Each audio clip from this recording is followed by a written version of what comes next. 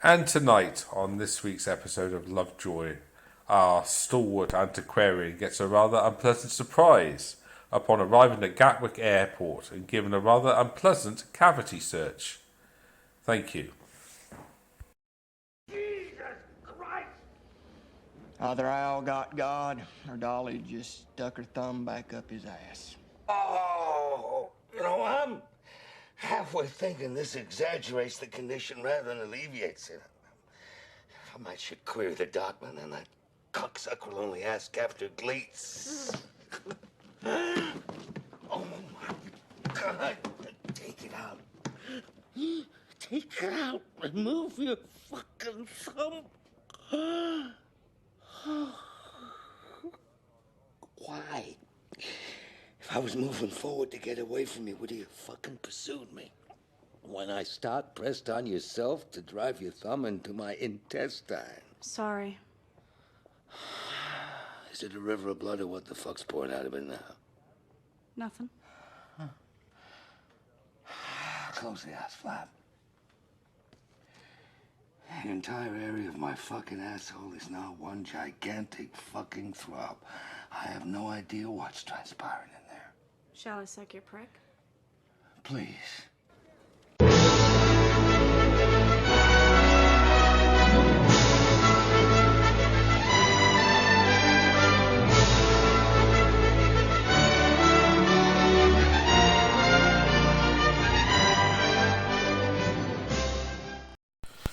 Okay, fucking hell. Where were we? Right. John Thomas. John Thomas has just talked to fucking Space Cowboy. I mean, what the fuck? If he's Space Cowboy, what does that make me? Cornish homeowner? What the fuck is that? I don't know. Ridiculous. So anyway, John Thomas, right? That's right. He's met Nestor, right? And they're completely useless. They've got no powers, no weapons, but they want to throw their lives away because they're bored. Okay, fair enough. Sounds cool. Now the next one is Nell knows of this fucking planet, which is covered in fog and shit, right?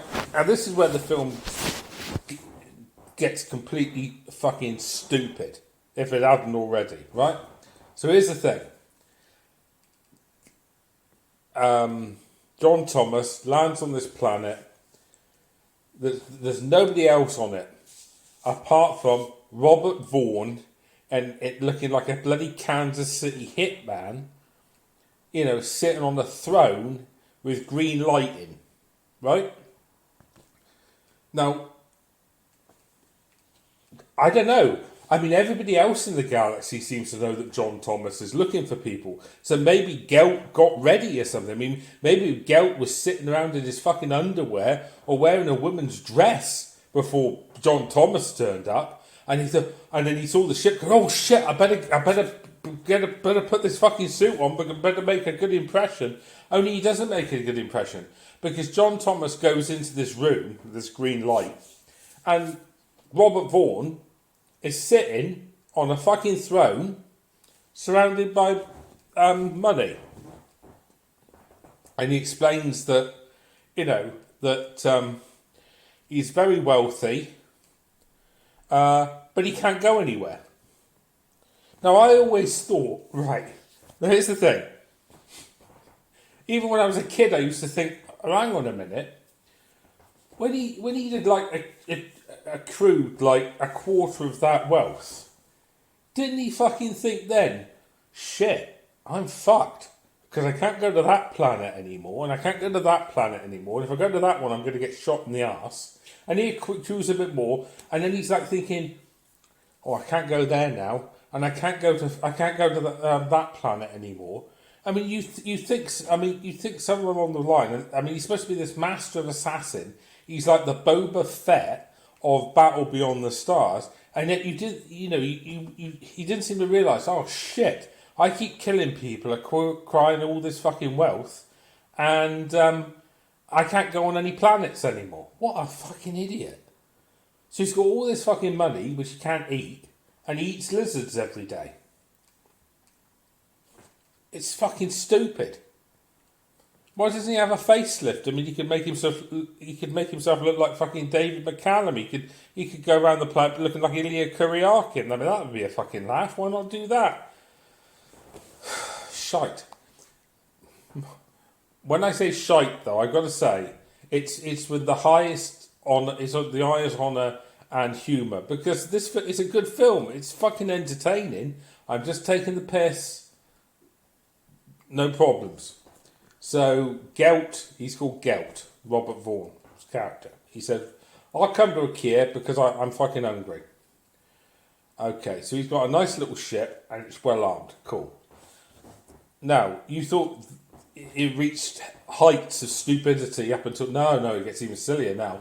Because he leaves the planet and all of a sudden, this woman with enormous tits turns up dressed like a Valkyrie. I kid you not. And for some reason, she's called Saint X-Men. And she's got a tiny little ship. Apparently they're warriors, but their ships have got no weapons, right? And basically they go all over the galaxy, pissing people off.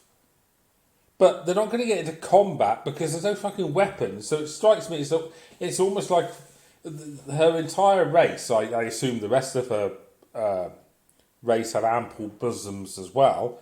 They go around the galaxy pissing people off like gnats, saying, come on you then, you bastard, give us a fight. But they can't fight because their ships are tiny, they've got no weapons. So imagine like the Klingons, but they're flying around in like, fucking Skodas, the Skodas of the galaxy. So imagine like the Klingons, but they've got no fucking weapons. So instead of the bird of prey, they've got the fucking Skoda of shit. All right, and that's what the Valkyrie are the equivalent of About Beyond the Stars. Yeah, this is bullshit. The ship is crap. So John Thomas doesn't have the heart to say piss off, so she follows him. Anyway. Now he comes to the fucking greatest character ever created, ever committed to celluloid, right? So that young girl with the ZX Spectrum who's going to help them plot the battle, right? She's on her way back to IKEA and she gets captured by a reptilian slaver called Cayman. Now he comes from a race called the Lazuli, right? This is good stuff. Make notes. And his race was wiped out, right? Wiped out by, I forgot his fucking name, the one with a shaving scar on his eye, Sador. Now my question is, and even when I was a kid, was how? This fucking Sador that's doing inventory now, he's got 6 spaceships, piloted by morons. I mean, they're like Skodas as well.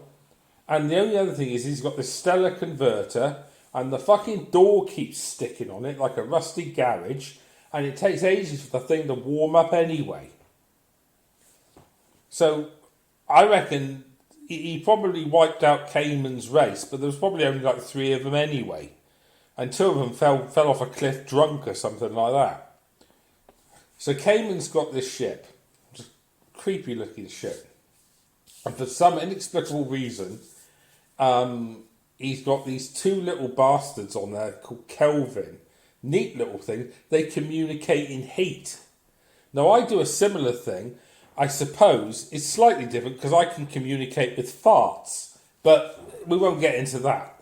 So the girl with the ZX Spectrum says, she mentions Sador, and Kevin says, what the fuck? You're going to fight Sador, he says. Yes, she says.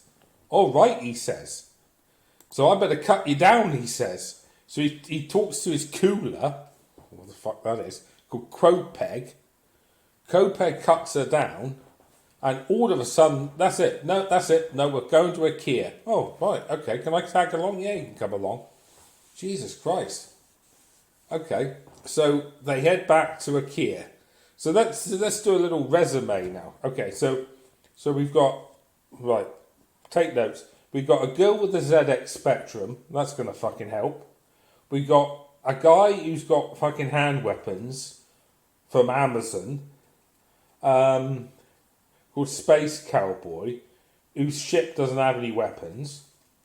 We've got Nestor, who are clones, who don't have any weapons. We've got an assassin, who's got a few weapons on his ship, but he's an assassin.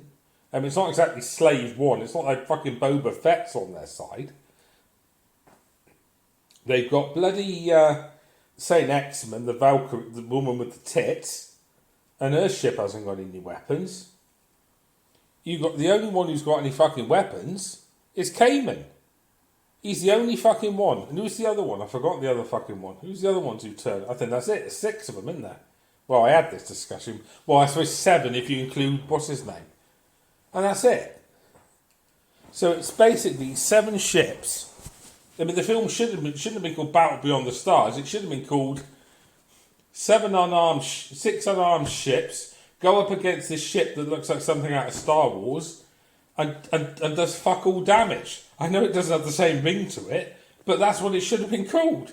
Battle Beyond the Stars. Well, I saw quite a few fucking stars. So it wasn't Beyond the Stars, was it? I mean, they could have called it Battle in Between the Stars, but that doesn't have the same ring to it. Anyway, bollocks to that. So, they, there's a great scene with these mutants. They take one of the girls from a kid because they want to kind of, oh, you can't see the gesture I'm making. I'm making the gesture of like, I've made like a hole with my with one hand and like I'm putting the finger into it. They want to fuck her. But she presses all the buttons and the ship crashes and, Gelt blows it up. And I always remember thinking that poor fucking girl, why the hell does she have to die? So now Sador's only got 5 ships. It's a good job the other one's on fucking warranty, innit? So, they get to the surface and the people come out and they say, and at first they're a bit concerned, but John Thomas says, look, don't worry about these people because they've got no fucking weapons and they're useless anyway. And everybody cheers, yeah, we're saved. Yeah, okay. So all of a sudden, Sador returns, right? Okay. And for some inexplicable reason, he decides to land tanks on the planet. Even though we're not sure if he's going to blow the thing up, why he's come. I mean, they've got fuck all to offer, so I don't know what I get the feeling, I've got to be honest with you, I get the feeling that this second fucking Sador guy is fucking slim pickings. I reckon this arsehole, right, he flies around the universe in his fucking ship, right? And he picks on planets that no fucker wants. So he'd pick on like Dagobah. I mean, he'd go to fucking Dagobah. And like the only fuckers on it is Yoda. And he says, I'm going to take over your planet. And Yoda's like, fuck off you can. This is my planet. I'm doing, fuck off. Because I reckon, like, if like Sador he was flying around and like a Star Destroyer appeared, he'd shit his pants. He'd be like, oh fuck the Empire, oh fucking hell, And like Darth Vader comes on, oh, I'm getting sick and tired of your shit, Sador. What, why do you keep fucking attacking these fucking planets, you cunt? I mean, it's, I reckon like Sador was like abused. I reckon he was abused as a child or something. Anyway, anyway, cut the bollocks. So the Sadors arrived. I see. He's called Sador of the Malmori, right? I reckon Sador is like a nickname he's given himself. He's one of these pricks, right? His real name is probably Neil or something like that. So, and his forces are the Malmori. Well, Malmori probably means dickheads in fucking whatever language, So basically he's Neil of the dickheads. Okay? So they go and fight. They go out with the ships that don't have any weapons. Brilliant strategy. And they go out, and surprise, surprise, surprise, surprise, they get their asses kicked. Who would have thought that? Now they got this. This was something creepy when I was a kid. They got this sonic tank, right, which makes the people's ears bleed. It's horrible.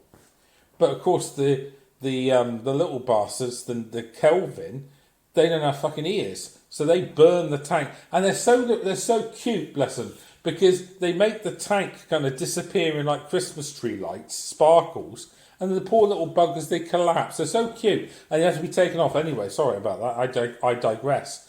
But they managed to fight the Melmori back with the fucking blaster lasers that they got from Amazon. That were going to go to that other planet. So they did a good job. Anyway, back in space, Gelt gets shot down, and the next we see, he's on the planet, and for some reason he's covered in strawberry jam. I think it's supposed to be blood, but it looks more like strawberry jam. And Robert Vaughn does the best he can with the scene, but it's a bit overwrought, and he's like, "Ugh, I'm going to die now. No, I'm going to die now. Okay, now I'm dying." It's a bit like that, But you can't beat Robert Vaughn. All the money went on his salary. What was left went to George fucking Peppard. So they have this space battle. And the Valkyrie does do something fucking useful, because finally once the creaking... the doors on the Stellar Converter, they need a bit of WD-40 on them. They finally go up. She flies in and blows the fucking thing up. So again, let's do it right. So Sador, Neil, has lost his fucking Stellar Converter. He's only got 5 fucking fighters left. And his crew are a bunch of retards. So he's not having the best of days. But he has got, and he's a cheeky bastard, he has got, heat-seeking nukes. Fucking brown trousers time. And so he launches these fucking nukes, And unfortunately, the only decent character in the whole fucking film, which is the AI of John Thomas's ship, called Nell, the ship gets hit, and she starts to get like artificial intelligence dementia, because she can't count to fucking 4, which is a shame. So they decide, right, okay, well, what we're going to do is we're going to self-destruct the ship and get into the escape pod, right? So she detonates, blows up the fucking Sador's ship, and everything's fine. I mean, all the fucking people are dead. All the people who helped them are dead, so that's good. They don't have to feed them. They've lost their only ship. And, everything's hunky-dory. The only problem is like, if the Empire ever fucking turns up, they're fucked. Because they've got nothing anymore. Who's fucking... Right, so John Thomas survives. Robert Vaughn's dead. John Saxon, dead. Space Cowboy, dead. The fucking... The tits, dead. Cayman, dead. Oh, I forgot to say about Cayman. Cayman has this fucking great thing where he has this fucking war cry and crashes into the ship. He's a twat in the end. The Nestor, dead. They're all fucking dead. It's such...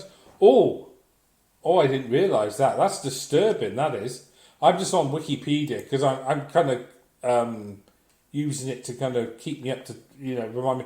I didn't realise I didn't realise this, but according to the credits, that the girl who was on the fucking ship who the Melmore, the dickheads were going to rape, that was John Thomas's sister. Oh, that's awful, that is.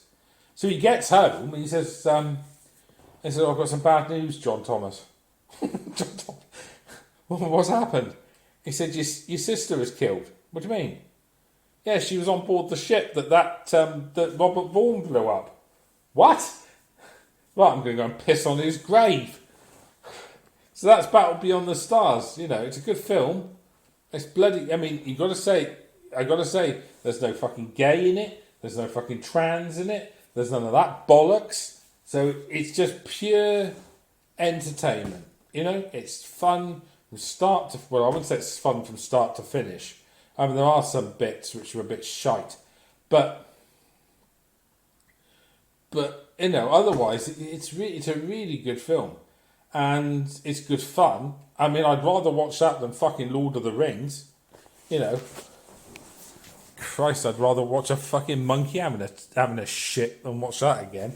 But, you know, no, it's a good film. I hope you can watch it. And but but it's awful. It's fucking awful. Anyway, I hope you've enjoyed this. If you haven't, you're not getting your time back.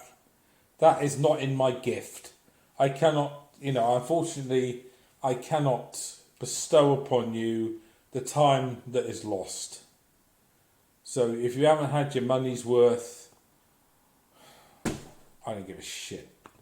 Right. All the best. Take care. Bye-bye.